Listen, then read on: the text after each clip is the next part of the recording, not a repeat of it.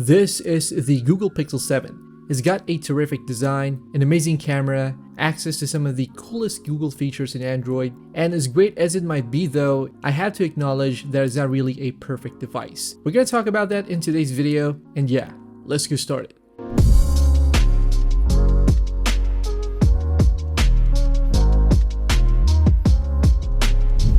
Alright, so having owned the Pixel 7 since its launch back in October, I have used the device for quite some time now, and I use it a lot because of the great camera performance, which I think so far has been the biggest highlight of this phone. But with that said though, I do have a couple of things that really bother me, and I've been noticing them a lot these past couple of months, which we are going to address in today's video. Now I do have a ton of other Pixel videos, and if you want to watch those, I will drop some links in the description below. And with that said, let's get started.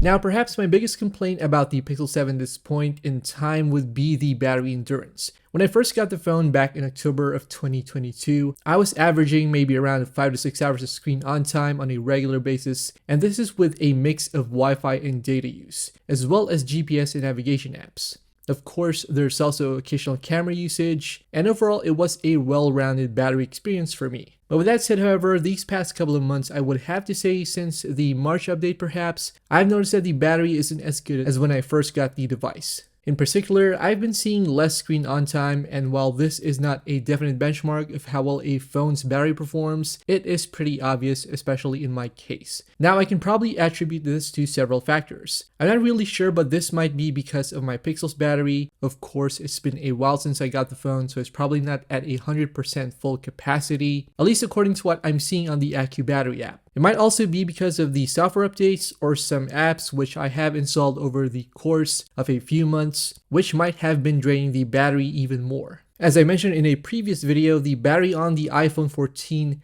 has been outperforming the Pixel 7, and I'm using pretty similar apps on both phones with the exception of some system exclusive apps on iOS and Android. But yeah, I've noticed better battery performance on the iPhone 14. So one example is recently I took the Pixel 7 outdoors on a day trip, and I left the house at probably 2 p.m. with a full charge. By the time I got home around 10 p.m., I was down to 20% of battery, which if you think about it, is less than half a day's worth of use. Now granted, this involved heavy use of the camera, data, and GPS. And yeah, it's been hard not to notice these things, especially when you rely on your phone a lot for communication, getting around, and frequent access to media and streaming. Now, of course, this is not universal. It is going to vary from person to person. Some people might just have bad luck with a bad factory unit or something, or some people might just use their phone a lot more heavily. But yeah, this is something that I've definitely noticed over the course of using my Pixel 7 for several months.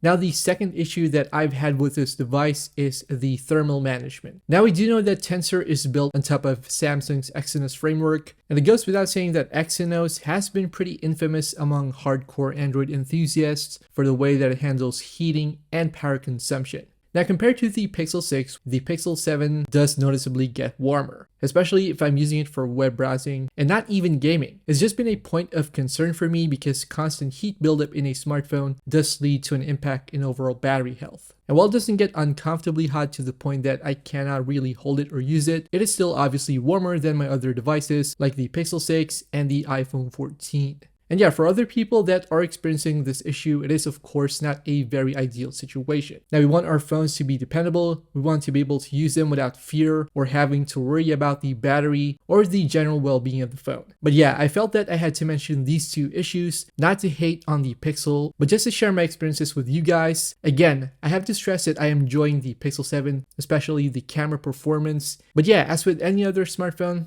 it isn't perfect. It is going to have issues for some users. Now, if you guys have experienced these issues in particular, let me know in the comments below. And if you don't, well, let me know as well.